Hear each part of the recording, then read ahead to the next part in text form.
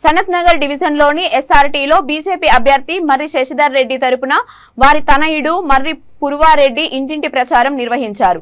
ఈ సందర్భంగా ఆయన మాట్లాడుతూ బీజేపీ జనసేన కార్యకర్తలతో కలిసి ఇంటింటి ప్రచారం నిర్వహిస్తున్నామన్నారు। ప్రజల ఆదరణ చూస్తుంటే ఎంతో గర్వంగా ఉందని తెలిపారు। మహిళలు, కొత్త ఓటర్లు, మైనార్టీలు అందరూ కలిసి బీజేపీ అభ్యర్థి మర్రి శశిధర్ రెడ్డిని అత్యధిక మెజారిటీతో గెలిపించుకుంటామని మార్పు కోరుకుంటున్నట్లు ప్రజలు తెలియజేశారన్నారు।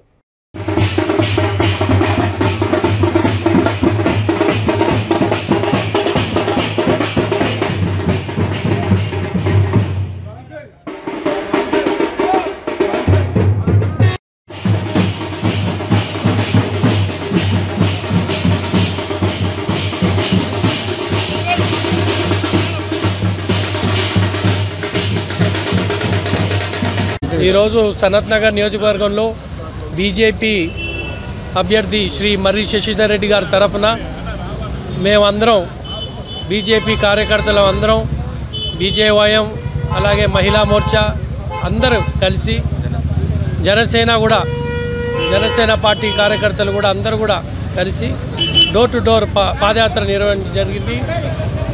ఎక్కడికి వెళ్ళినా ప్రజలు ఆ బ్యాండ్ సౌండ్ వింటానే గేట్లు తెరిచి బయటికి వచ్చి మీరు అడగకుండా ఓటు మేమే వేస్తాం బీజేపీకి, మాకు మార్పు కావాలి అని ప్రజల ఆదరణని మేము చూస్తుంటే మాకే ఆశ్చర్యం వేస్తుంది।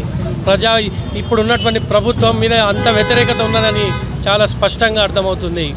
ఈరోజు గత 2 వారాల నుంచి మేము గమనిస్తుంటే ప్రతి పాదయాత్రలో కూడా ప్రజాస్పందన అదే మాదిరి ఉన్నది। ఎంతో నిర్లక్ష్యం జరుగుతుంది।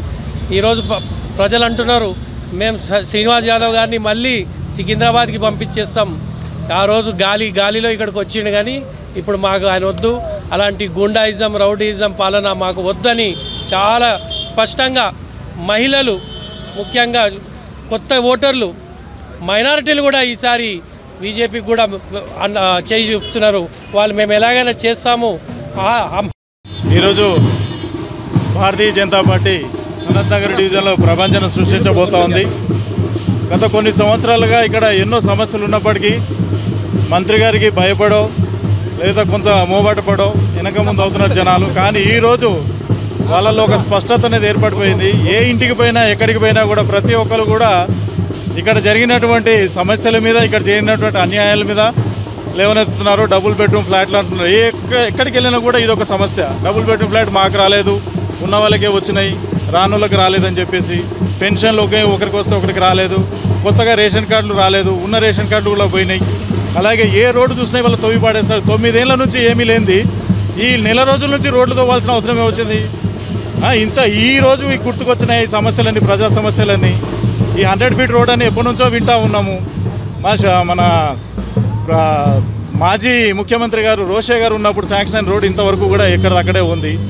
ఈ రోజు కనుక రోడ్డు మీద నుంచి చూస్తే ఈ డివైడర్ ఏమడిపోతే కనుక అటు ఇటుగా ఉంది, జిగ్జాగ్, ఎన్ని యాక్సిడెంట్లు అవుతూ ఉన్నాయి। సో మంత్రి గారికి